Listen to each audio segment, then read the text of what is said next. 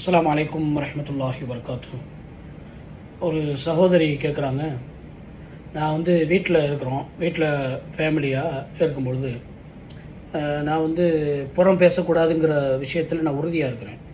யாரை பற்றி நான் அவதூறு சொல்லக்கூடாது, புறம் பேசக்கூடாதுங்கிற விஷயத்தில் நான் உறுதியாக இருக்கிறேன். இப்படிப்பட்ட சமயத்தில் எங்கள் சொந்தக்காரங்களே எங்களிடத்தில் பிற சகோதரியை பற்றி பிற விஷயங்களை பற்றி என்னிடத்திலே புறம் பேசும் பொழுது நானும் முடிந்த அளவு தவிர்த்து கொள்ள முயற்சிக்கிறேன். ஆனாலும் நான் எப்படி இதை அவரிடத்தில் சொன்னால் ஏதாவது அவங்க மனதால் ஏதாவது நோவினை ஏற்படுத்துமா என்பதுதான். இல்லை, அப்படி அல்ல.